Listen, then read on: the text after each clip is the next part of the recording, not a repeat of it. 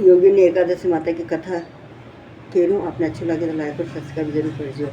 आषाढ़ मास के कृष्ण पक्ष की एक एकादशी को भगवान नारायण की पूजा इस एकादशी को भगवान नारायण की पूजा आराधना की जाती है। श्री नारायण भगवान विष्णु का ही एक नाम है। अतः अन्य एकादशियों के समान ही भगवान विष्णु अथवा उनके लक्ष्मी नारायण के रूप की पूजा आराधना करें और दान आदि की क्रियाएं पूर्ण करें। इस एकादशी का व्रत करने से संपूर्ण पापों का क्षय होता है और पीपल का पेड़ काटने जैसे पाप तक से मुक्ति मिल जाती है। किसी के दिए हुए श्राप तक का निवारण हो जाता है। योगिनी एकादशी का व्रत करने से इस व्रत को करने वाले इस लोक में सभी सुखों को भोग कर अंत में मोक्ष को प्राप्त कर हरिचरणों में निवास प्राप्त करता है, ऐसा शास्त्रों का कथन है। धर्मराज युधिष्ठिर ने भगवान श्री कृष्ण से कहा है, हे माधव, अब आप कृपा करके मुझे आषाढ़ मास के कृष्ण पक्ष की एकादशी के महात्म्य, विधि विधान आदि को इसके नाम सहित बतलाइए। इससे आगामी पीढ़ियां इस एकादशी के बारे में शास्त्र सम्मत जानकारियाँ प्राप्त कर सकेगी। भक्त वत्सल भगवान श्री कृष्ण बोले, हे राजन, आषाढ़ मास के कृष्ण पक्ष की एकादशी का नाम योगिनी एकादशी है। समस्त पापों को क्षय करने वाला और इस लोक में सभी सुखों और अंत में मोक्षदायक है। इस एकादशी का व्रत योगिनी एकादशी का व्रत करने से देवताओं के दिए गए श्राप तक से मुक्ति हो जाती है। पुराणों से वर्णित एक कथा मैं आपको सुनाता हूँ, आप उसे ध्यानपूर्वक सुनिए। स्वर्गलोक में इंद्र की अलकापुरी नामक अत्यंत भव्य और रमणीक नगरी है। इसमें यक्षों का राजा कुबेर एवं एक भव्य भवन में रहता था। कुबेर प्रबल शिव भक्त था और प्रतिदिन प्रातः काल शिव जी की पूजा आराधना किया करता था। हेम नामक एक माली प्रतिदिन पूजा के लिए मानसरोवर के फूल लाकर कुबेर के यहाँ पहुँचाया करता था। हेम माली की पत्नी का नाम विशाशाला था।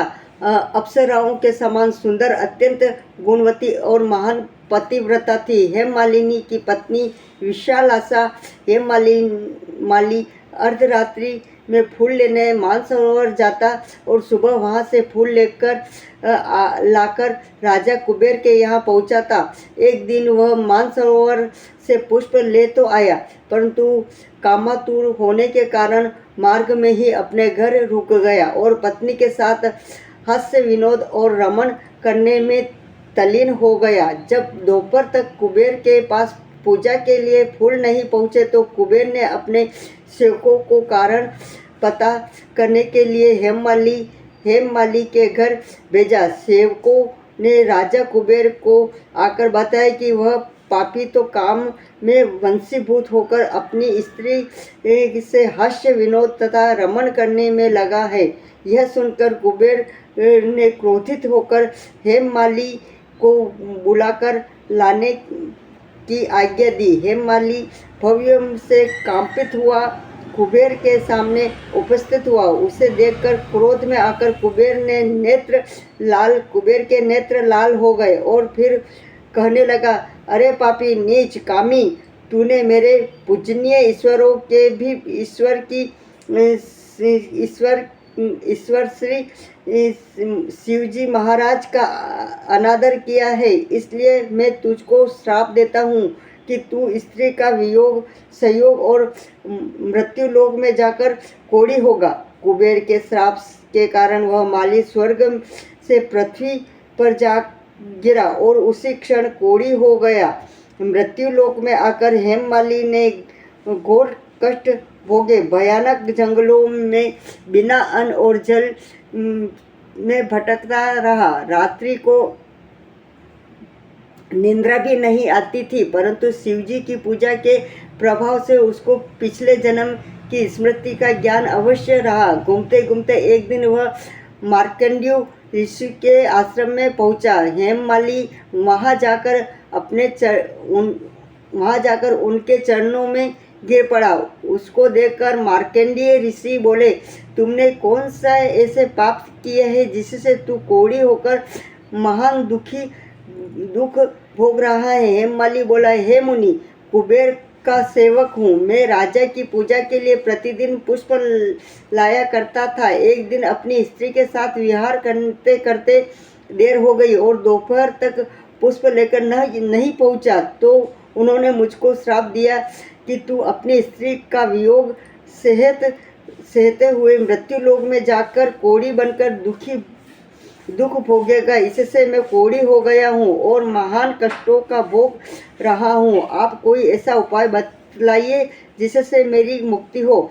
हेममाली की यह व्यथा सुनकर ऋषि बोले, तूने मेरे सन्मुख सत्य वचन कहे हैं ना, इसलिए मैं तेरे उद्धार के लिए एक व्रत बतलाता हूँ। यदि तू आषाढ़ मास के कृष्ण पक्ष की योगिनी नामक एकादशी का विधि विधान पूर्वक व्रत करेगा तो तेरे समस्त पाप नष्ट हो जाएंगे। इस प्रकार इस पर हेममाली बहुत प्रसन्न हुआ और मुनि के वचनों के अनुसार योगिनी एकादशी का विधि पूर्वक व्रत किया, जिसके प्रभाव से वह फिर अपने पुराने रूप में आ गया